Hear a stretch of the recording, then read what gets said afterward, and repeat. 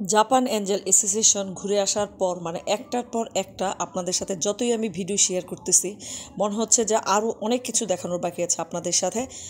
Hello সবাই, কেমন আছেন সবাই? আশা করি সবাই ভালো আছেন, আমরাও ভালো আছি। আবারও একটা নতুন ব্লগ নিয়ে হাজির হয়ে গেলাম। এটাও আপনার জাপানি সংস্থা এঞ্জেল অ্যাসোসিয়েশনে, যেটা আপনার কোনাবাড়ি গাজীপুরে অবস্থিত। এই যে দেখতেই পাচ্ছেন, আমি আসলে ওখানে গিয়ে খুবই ছোট মানুষ হয়ে গিয়েছি এবং ছোটদের মতো অনেক দোলনা ওখানে সেট করা আছে, যেহেতু ছোট বাচ্চা কাচ্চারা ওখানে আপনার পড়াশোনা করে ওখানকার স্কুলে, তাই ওদের জন্য স্পেশাল সুন্দর করে একটা দোলনা সেট করা আছে। আমি ওটার মধ্যে আসলে না উঠার পারলাম না, মানে মনে হচ্ছে যে ওটার মধ্যে একটু উঠি, একটু খেলাধুলা করি, এরকম মনে হচ্ছে ছোটই হয়ে গিয়েছি। তারপর আপনাদের নিয়ে হাজির হয়ে গেলাম। এটা হচ্ছে ওখানকার ডাইনিং টেবিল, মানে ডাইনিং, যেটাতে আপনার সকল স্টুডেন্টরা একসাথে বসে আপনার এখানে খাওয়া দাওয়া করে। তো এই ডাইনিংটা দেখে আসলে আমার ভারতের সূর্যবংশের কথা মনে পড়ে গেল। আমাদের ভারতের সূর্যবংশও ঠিক এরকমই একটা ডাইনিং, এরকমই আমরা ডাইনিংয়ে সবাই একসাথে সমবেত হতাম, সবাই একসাথে খেতে যেতাম। তো এটা একটু যেমন স্মল আকারে আছে, আর আমাদের ভারতের সূর্যবংশটা একটু বিশাল আকারে, যেহেতু ওখানে স্টুডেন্টের সংখ্যাও বেশি ছিল এবং বেশি আছে।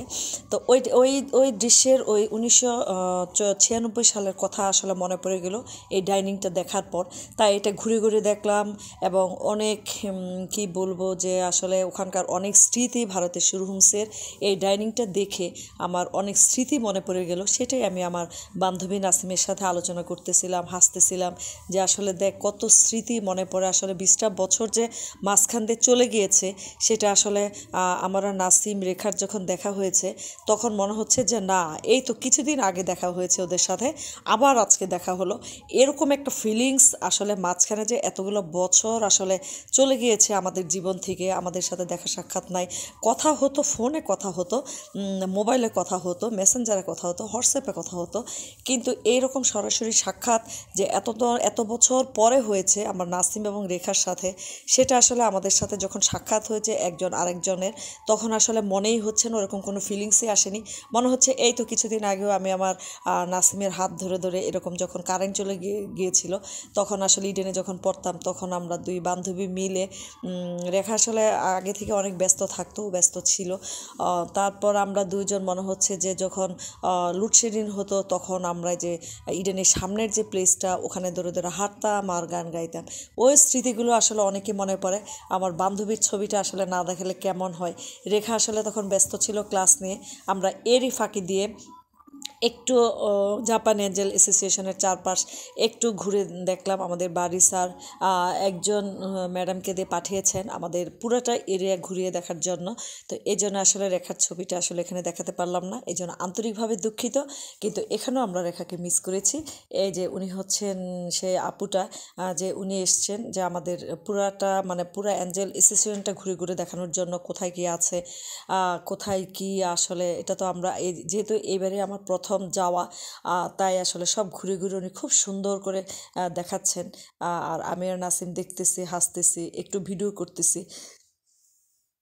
এই তো অবস্থা। তো এইভাবে আসলে এখন আমরা চলে যাব। এই যে দেখতে পাচ্ছেন ডাইনিং অলরেডি আপনাদের ঘুরে দেখালাম। আসলে কেমন লাগলো ওখানে পরিবেশটা নিশ্চয়ই জানাবেন, নিঃসন্দেহে বলবেন যে ভালো, অবশ্যই ভালো।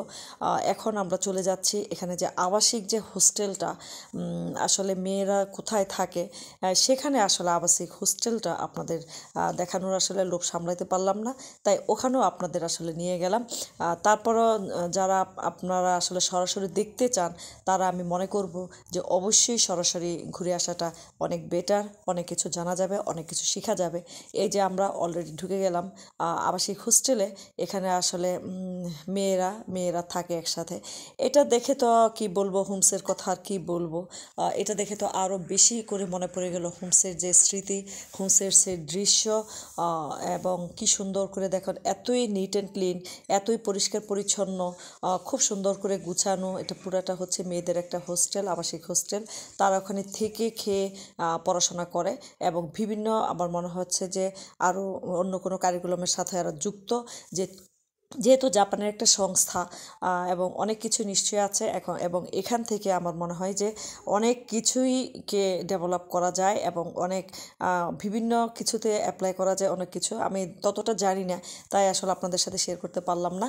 তো এই যে আপুটা আমাদের ঘুরে ঘুরে দেখাচ্ছেন যে উনি আসলে এই মেয়েদের তদারকিতে থাকেন, এই কতজন মেয়েদের ওনাদের আসলে দায়িত্ব ভাগ করা আছে, কে কোন দায়িত্ব নেবেন, কে কোথায় যাবেন। তো ওনার কাছে আমি একটার পর একটা জিজ্ঞেস করতেছিলাম যে আসলে কিভাবে কোথায় কিভাবে হয়, এদের কিভাবে নিয়ে আসা হয়েছে, কিভাবে অ্যাডমিশন করা হয়, আপনাদের সিস্টেমটা কি, নিয়মটা কি, এটা আসলে ওনার কাছ থেকে আমি জানতে চেয়েছিলাম। উনি সুন্দর করে আমাকে উত্তর দিয়েছেন, এই জন্য আপুটাকে অনেক অনেক ধন্যবাদ। উনি এতই সুন্দর করে আমাদের প্রত্যেকটা জিনিস ঘুরে ঘুরে দেখিয়েছেন যে কোথায় কী আছে, এটা এখানে কি হয়, এখানে আসলে কি হয়, এভাবে কীভাবে আসতে হয়, রুলসটা কি, মানে প্রত্যেকটা জিনিস এত সুন্দর করে বুঝিয়ে দিয়েছেন যেটা আসলে ভাষায় প্রকাশ করার মতো না। তারপর ওখানে দেখা গেল আমি মেয়েদের সাথে আসলে অনেক কিছু বিনিময় করতেছি, অনেক কিছু কথা বলতেছি, অনেক কিছু জিজ্ঞেস করতেছি। তবে ওখানে গিয়েও আমার অলরেডি দুই কাপাসিয়ার দুই মেয়েকে আমি খুঁজে পেয়ে গেলাম, এবং একদম আমার বাড়ির পাশের গ্রামে ওদের বাড়ি, এবং ওদের নামটাকে আসলে আমি এই মুহূর্তে ভুলে গিয়েছি। ধন্যবাদ সবাইকে, আল্লাহ হাফেজ।